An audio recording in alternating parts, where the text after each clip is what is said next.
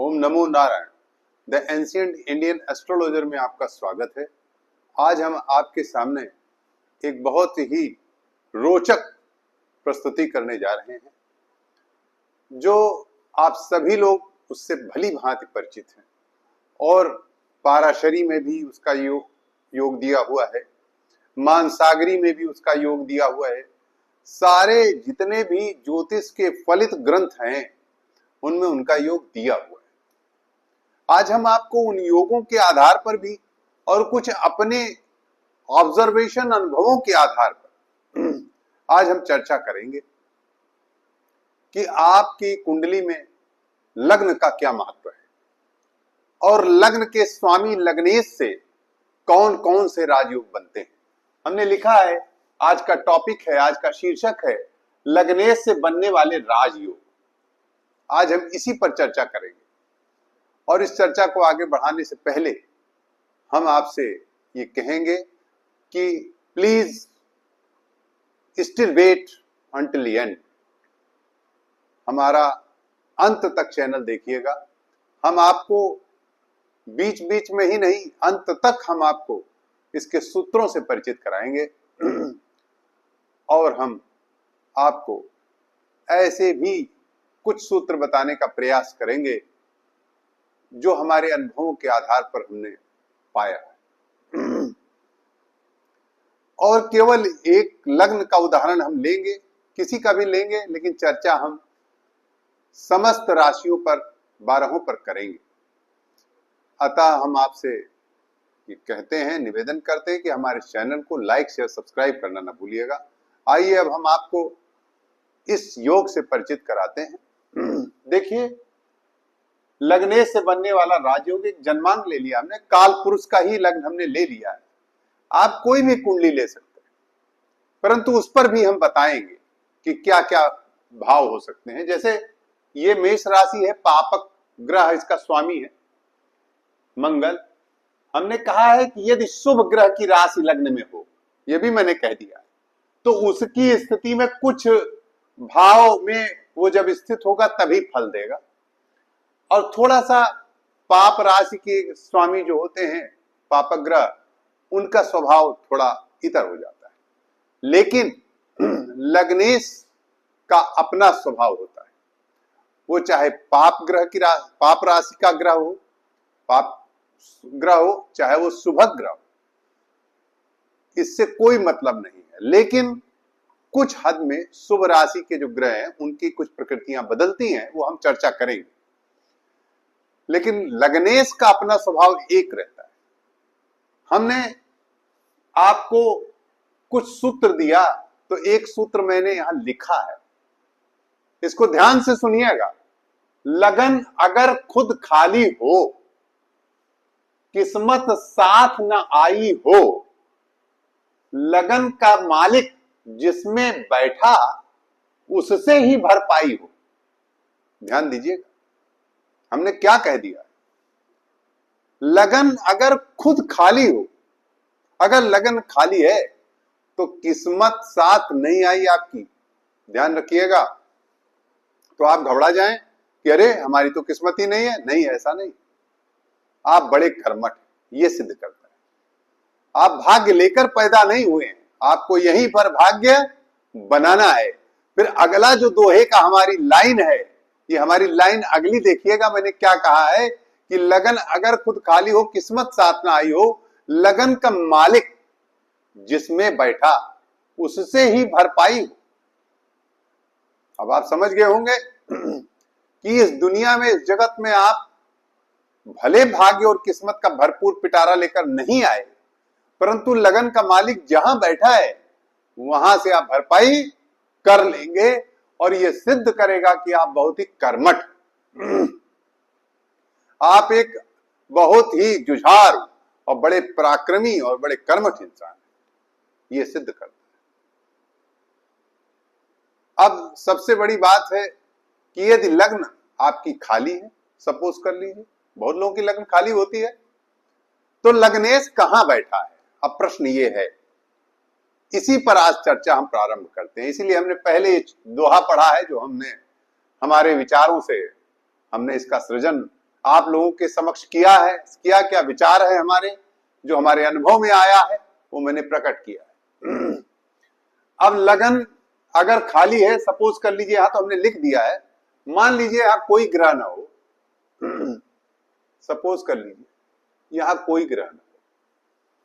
अब लगन अगर खुद खाली है, अब ये कहां बैठा है इसका स्वामी, ध्यान दीजिएगा, इसका स्वामी अगर दूसरे हाउस में बैठा है तो उसके कुटुंब से, उसके माता पिता, उसके ददिहाल साइड से, उसके ननिहाल मतलब ददिहाल से, उसके माता पिता से, उसके कुटुंब परिवार से उसकी धन आय होगी, उसको संकेत, उसको धन प्राप्ति भरपाई, उसका जो जीवन भाग्य उदय होगा वो कुटुंब के सहारे होगा, कुटुंब परिवार।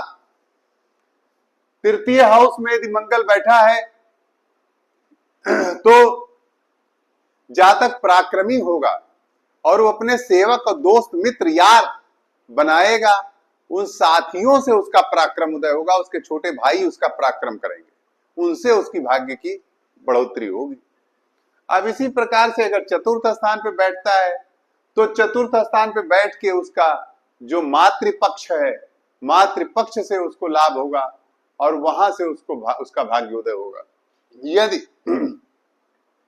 पंचम भाव में लग्नेश बैठ गया है तो ऐसे जातक की संतान बहुत अच्छी होती है। आज मैं ये भी बता दूं, अपना भले वो अच्छा ना हो, लगन खाली है, मगर अगर पंचम स्थान संतान भाव में लग्नेश बैठ गया तो निश्चित आप जान लीजिए उसकी संतान बहुत अच्छी होती है, कुल दीपक होती है, और उस संतान जो वो कर नहीं पाया अपने जीवन में, फिसड्डी रहा मान लीजिए, लेकिन उसका लड़का, उसकी बिटिया, उसके संतान, उसका पूरा एकदम परिवार को एकदम कुलदीपक, पूरी तरह से आप समझिए कि उसका पूरा जीवन धन्य कर देंगे। ऐसी संतान पैदा होगी जो उसके पूरे परिवार को का नाम रोशन कर देगी, अगर पंचम भाव में लग्नेश है। ठीक, अगर छठे भाव में लग्नेश है तो छठे भाव में लग्नेश होने से शत्रु का नाश करने वाला है, और इस स्थान पर बैठ करके मामा से, ननिहाल से, यानी मामा के धन से, मामा के यहां से भाग्य उदय होता है। अब यदि सप्तम भाव में अर्थात पत्नी के भाव में मंगल बैठा है, मंगल ही नहीं लग्नेश बैठा है, तो आपकी पत्नी, आपका जब विवाह होगा, तो जब पत्नी आएगी, जब आपका परिवार बनेगा, तब आपका भाग्योदय होगा, ये जान लीजिए। इसी प्रकार से अष्टम भाव में यदि लग्नेश बैठा हुआ है तो आपकी जीविका या भाग्योदय बहुत अच्छा नहीं माना जाता है, लेकिन वह क्रूर कर्मों से होता है। वो कर्म आपके क्रूर कर्म होंगे, ऐसे कर्म होंगे जो अच्छे कर्म नहीं गिने जाएंगे समाज में, उनसे आपका भाग्योदय होगा। नवम भाव में यदि लग्नेश बैठा है तो धर्म से आपका भाग्योदय होगा, तीर्थों से भाग्योदय होगा, मंदिरों से भाग्योदय होगा, बड़े बड़े ऐसे धार्मिक और आयोजनों से भाग्योदय आपका होगा। अगर आपका लग्नेश दसम भाव में बैठा है, सबसे सुंदर स्थिति है। आज मैं आपको बता दूं, यह स्थान लग्नेश का सबसे प्रिय स्थान है। It is the best position of लग्न लॉर्ड। ये मैं आज आपको खुल के कह रहा हूं, कोई हो, चाहे शुभ राशि का लग्न हो, चाहे वो धीम पाप राशि का लग्न हो, लेकिन किसी भी राशि का लग्न हो, यदि लग्नेश इसमें बैठ जाए, the 10th house is the very very important, बहुत अच्छा, बड़ा महत्वपूर्ण है। यहां बैठने से लग्न लॉर्ड अगर दसम हाउस में बैठ गया तो ये सबसे अच्छी स्थिति होगी, और आप निश्चित रूप से अपने कर्मों से जाने जाएंगे, और आप बहुत महत्वपूर्ण स्थिति आपकी होगी, आप समाज में बहुत प्रसिद्धि मिलेगी आपको। और यदि कहीं इस भाव का स्वामी लग्न में बैठ गया, वाह, सपोज कर लीजिए, मान लीजिए लग्न खाली ही रह जाए और लग्न का स्वामी यहां बैठ गया, तो आपको परिश्रम बहुत करना पड़ेगा, बहुत मेहनत करेंगे आप, बहुत कर्मठ होंगे, और आपको प्राप्ति उच्च पद की हो जाएगी, लेकिन बहुत कर्म करने से, परिश्रम करने से। और यदि यहाँ का स्वामी लग्न में बैठ गया, तब परिश्रम नहीं करना पड़ेगा आपको, आपका भाग्योदय शीघ्र होगा, जैसे उसका श्लोक है। क्या श्लोक है? कर्म लग्नाधीने तारो अन्योना से संस्थितौ राजयोग विति प्रोक्तम विख्यातो विजयी भवेत्। यह श्लोक है, हमने लिखा है, कर्म लग्नाधीने तारो अन्योना से संस्थितौ राजयोग विति, राजयोग अर्थात कर्म का स्वामी यदि लग्न में बैठ जाए, लग्न का स्वामी कर्म में बैठ जाए, यानी यहां पर अभी ये मान लीजिए यहां 10वें का स्वामी शनि है, ये यहां बैठ जाए, ये यहां बैठ जाए, तो कर्म लग्नाधीने तारो अन्योना से संस्थितौ राजयोग हो जाएगा। विति प्रोक्तम विख्यातो विजयी, बोले विख्यात होगा और बहुत पराक्रमी विजयी होगा, एकदम बहुत सुंदर। सबसे अच्छी स्थिति है 10th हाउस। फिर आता है 11th हाउस। 11th हाउस में होने से आपके बड़े भाइयों से आपका भाग्योदय होगा, आपके बड़े लोगों से आपका भाग्योदय होगा, आपके कोई व्यवसाय से आपका भाग्योदय होगा। यदि ये द्वादश भाव में पहुंच गया तो फिर वही बात मैं कहूंगा कि चूंकि ये भाग्य का घर है लेकिन सैया सुख का भी स्थान है, इसलिए कुछ ऐसे कर्मों से भाग्योदय होगा जो बहुत अच्छे कर्म समाज में नहीं कहे जाएंगे। ये हमने एक जनरल बात बताई जो राजयोग के लिए घटित होती है। अब हम आपको